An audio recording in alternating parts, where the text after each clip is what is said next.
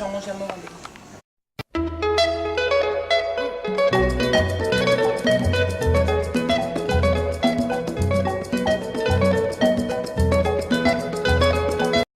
Marie Nyongo, bonjour. Oui, bonjour.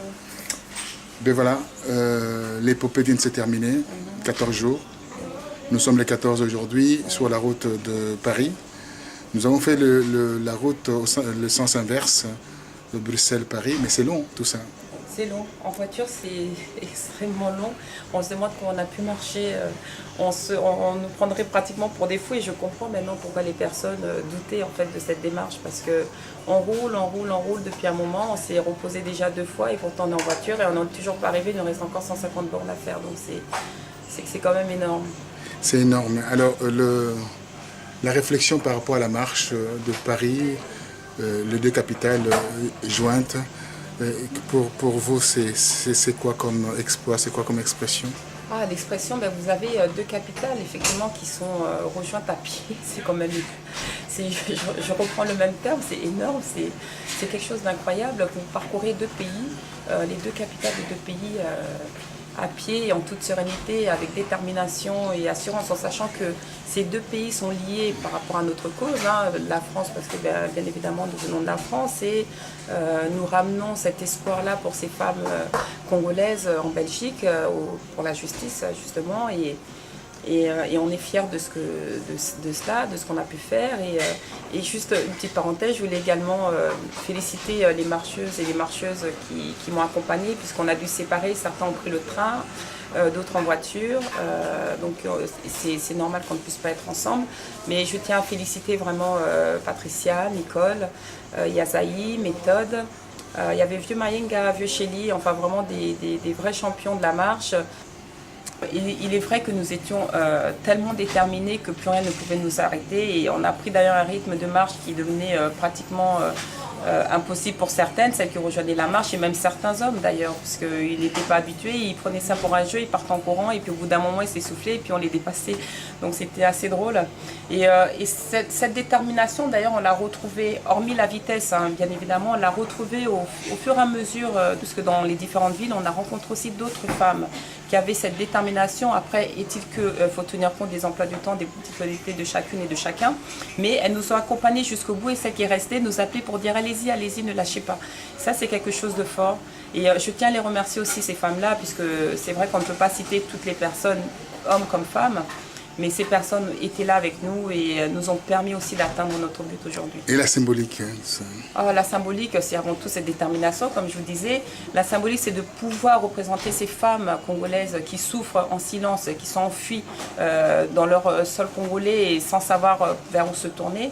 La symbolique, c'est également ce rassemblement de la population congolaise, parce que nous avons bien compris qu'en avançant, on rencontrait d'autres personnes et jusqu'à ce jour, il y a une amitié qui s'est créée, il y a des démarches qui sont créées, il y a également une poursuite, c'est-à-dire le suivi de cette marche-là qui a envie d'être fédérée. Enfin, les femmes, on sent que les femmes veulent fédérer à cette cause-là et ça prend une ampleur tellement grande qu'il va falloir, je pense, à un moment donné, essayer de voir les choses autrement. Et surtout, la dernière symbolique, c'est ce mémo que nous avons apporté à Bruxelles. Ça apportait quoi en fait? Qu'est-ce qu'on peut espérer dans le mois, dans les années à venir par rapport à cette symbolique, la dernière symbolique? Alors cette symbolique, tout simplement, comme je vous disais que c'est le mémo, c'est ce qu'il y a dans le mémo, effectivement. Donc dans ce mémo, nous demandons qu'il y ait un arrêt immédiat en fait, de ce génocide. On veut que cette guerre cesse. On souhaite qu'on puisse arrêter le pillage du Congo, parce que si vous savez, il y a la guerre depuis quand même plus de 14 ans et cette guerre elle est liée à la richesse du sol congolais. Il est temps qu'on arrête de piller ce sol-là et qu'on puisse rendre les gens libres, que les gens puissent rester dans leur village, que ces femmes n'aient plus besoin de fuir, de marcher comme nous avons pu marcher, comme elles le font chaque jour. Et ça, c'est un message extrêmement fort, puisque dans les institutions, ils ont bien compris la pénibilité de notre marche. Et on l'a bien vu aussi en passant dans différentes mairies, différentes villes, quand on a rencontré les populations, qui ne font que nous encourager, parce qu'ils se disent bien que ce que nous faisons ne pourront pas le faire, mais on doit le faire parce que c'est une cause noble. Voilà, je dirais, pour résumer en gros ce qui est écrit dans ce mémo, sans compter évidemment que nous avons besoin aussi de la protection de ces femmes-là, puisque ces femmes-là, elles ne peuvent pas être protégées dans leur pays, qu'elles puissent au moins être protégées dans le pays qui les accueillera. Alors Marie Nyongo, en relaxation, et se détend avec ce fauteuil de relaxation pour récupérer les 14 jours de marche. Un exploit jamais réalisé au monde.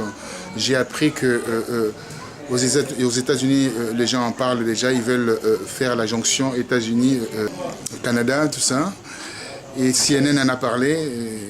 Quel est votre sentiment par rapport à tout ça? Vous avez créé des petits partout? Oui, le sentiment, c'est que je me dis, finalement, cette idée, elle n'était pas si idiote que ça, et que les gens, en voyant que ça a pu fonctionner, que c'est faisable, et que il est vrai que ça représente vraiment la souffrance de l'être humain. Donc, du coup, la souffrance de ces femmes-là, ils ont voulu reprendre cette image-là et le mettre un peu à leur sauce, selon les pays, selon les conditions, les moyens aussi possibles. J'ai aussi cette proposition en Angleterre, donc une personne qui m'a contacté. Est-ce qu'on pourrait le faire aussi en Angleterre? Bon, en Angleterre, par les vers rouges, je ne sais pas encore, mais il est vrai que ça fuse après. Chez l'Angleterre, on dit là, c'est l'Angleterre. Hein. Donc c'est une île, une grande île, hein. Donc c'est entre les terres, c'est pour ça que l'Angleterre est créée. Comment vous allez faire?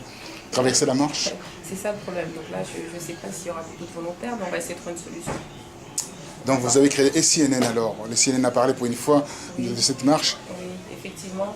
Et à mon sens, ils en parlent parce que effectivement, c'est un exploit jamais réalisé quelque part, mais surtout aussi parce que du coup, ils ont essayé de faire le parallèle avec ce qui se passe au Congo, parce qu'on s'est dit, ils marchent pour le Congo, mais pourquoi, quel sens, quel est le rapprochement, ou quels sont les rapprochements, parce qu'il y en a plusieurs, et du coup, ça a permis aussi à CNN de parler de la souffrance de ces femmes-là, des conditions, de ce qu'elles vivent, de ces viols, de ces massacres, de ces tueries, de cette population qui est vidée de ces villages, et du coup, de ces richesses qui sont pillées dans cette zone de l'Est du Congo, et l'armée qui est incontrôlable, tout est relié après par la suite, et c'est ce qu'on voulait, c'est-à-dire créer le buzz pour que les personnes puissent enfin se tourner vers le Congo.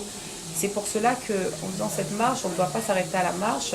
Donc effectivement, si d'autres personnes ont des initiatives à venir, il serait bon qu'on puisse les entreprendre, parce que si on est tous là comme ça, on arrête d'un coup parce que la marche est terminée, effectivement, il y aura eu ce buzz, il y aura eu un impact, mais ça ne suffit pas. Il faut que ce buzz et cet impact continuent et perdurent, que enfin le Congo soit reconnu comme un pays aussi avec un peuple martyr, si vous voulez.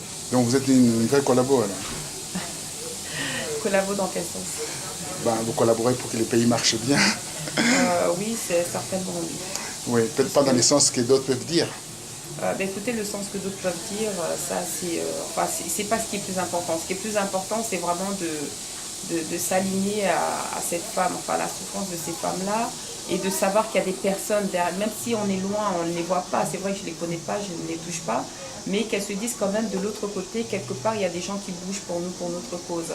Et nous souhaitons bouger pour leur cause, surtout en sécurisant la zone dans laquelle elles vivent. Parce que si on ne sécurise pas cette zone immédiatement, ces tueries, ces massacres, ces viols, tout ce qui s'ensuit va perdurer, et on perd du temps, parce qu'on n'a plus de temps à perdre. Aujourd'hui, alors que je parle, je suis sûre qu'il y a encore des femmes qui sont violées, je suis sûre qu'il y a encore des hommes qui sont massacrés, il y a encore des personnes qui souffrent, il y a encore des personnes qui sont pourchassées. Donc je veux dire, il faut absolument que cette zone soit sécurisée. Donc voilà, le message primordial pour moi, c'est d'abord gérer cette situation-là. C'est pour ça qu'on doit alerter, on a dû d'ailleurs remettre le mémo dans ce sens-là.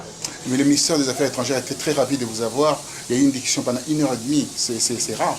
Non, c'était pratiquement 2 heures. 2 heures, oui. C'est rare.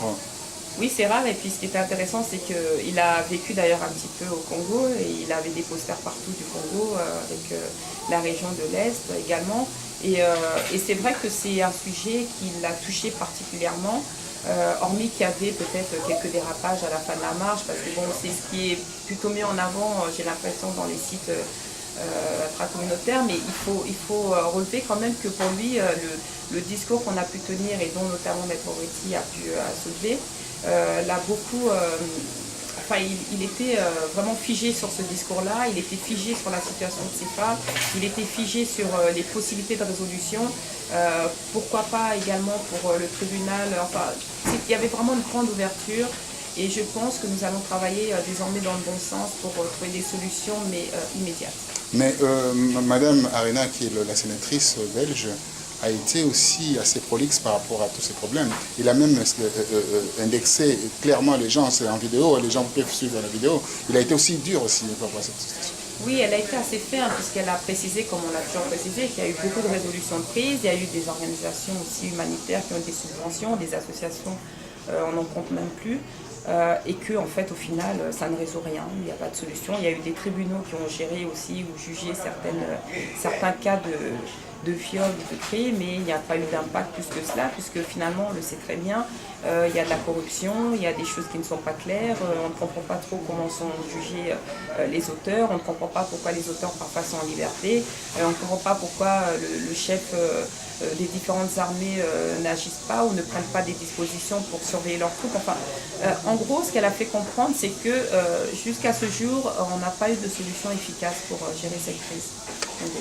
Très bien, merci.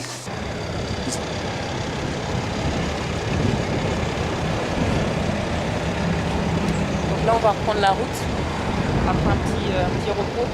C'est vrai qu'on se sent un peu rouillé après tant de marche, et puis le dernier jour on n'a pas marché, donc c'est comme s'il manquait quelque chose, une activité assez forte. Mais bravo quand même, bravo. Oui. Bravo, c'est rare, c'est exceptionnel ce qui a été fait. Pour le refaire, cette histoire de 300 km, 359 Non, j'ai appris. On n'a pas fait 309, on a fait, il me semble que c'était 367. Quand on rentre dans les villes. On a fait la cartographie dans les villes et dans les rues. On a fait ça d'ailleurs avec un spécialiste de la ville, le policier. Voilà, et donc on a comptabilisé tout cela, 367 km. Bravo.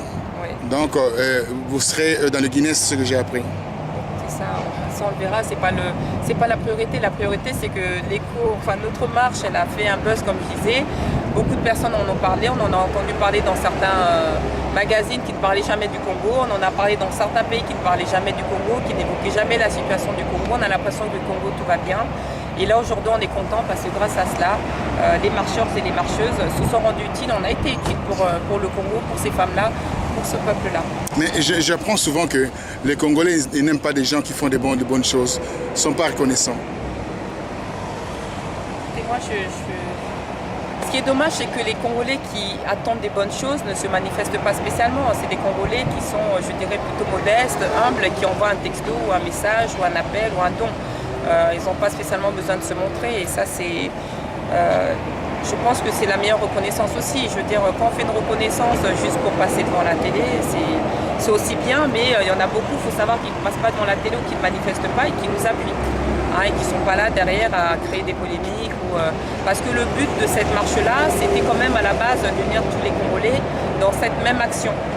De loin ou de près, on n'est pas obligé de marcher évidemment, mais de loin ou de près, qu'on sente que quand même voilà, les Congolais sont unis pour une même cause. Bon, il s'avère qu'il y en a certains qui veulent détourner la cause et en tirer peut-être profit, ou à la limite que ça n'aboutisse pas parce que ça les dérangerait. Mais bon, après, si ça les dérange, ça serait dommage pour nos pauvres mamans et nos pauvres sœurs qui sont restées là-dedans. Ça viendrait de la jalousie ou quoi que ce soit, non? Moi, je ne peux pas me prononcer. Je pense que les personnes concernées elles-mêmes sauront définir pourquoi ça s'est passé ainsi ou pourquoi elles ont tenu des propos peut-être déplacés ou à contrôler. Mais non, je ne peux pas porter le jugement. Je pense que c'est trop m'en demander.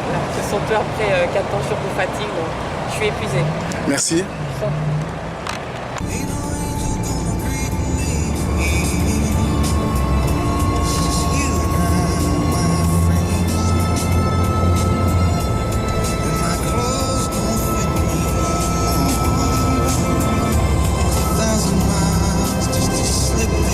Et voilà le retour vers Paris. On est sur l'autoroute. Voilà, donc la marche vient de se terminer. Non, alors nous sommes le 14 juillet, voilà, on est en train de rentrer, il y a Beauvais qui est là, Compiègne, en fait on fait les sens inverses, il nous reste combien de kilomètres de Paris, voilà, on voit, il reste 79 km, Senlis, on est passé vers Senlis, Ben, je vous dis que c'est long en voiture. Hein. Et comme c'est long en voiture, c'est terrible à pied. En tout cas, les filles ont fait un exploit extraordinaire. Voilà. Merci aux filles, merci aux marcheuses qui ont foulé le pavé et qui ont fait la jonction de deux capitales, Paris-Bruxelles. Merci à vous. Ben voilà, nous entrons, nous sommes devant la porte de Paris. Et là, l'accès péage va nous donner l'accès vers Paris. On va retrouver Paris au bout de 14 jours d'absence. C'est un bonheur aussi de retrouver sa ville et de se ressourcer auprès de sa famille. Et là, au bout de 14 jours de marche, voilà, nous allons retrouver Paris et traverser ces péages. Et le dernier sou qui nous reste dans la poche, on va les dépenser ici pour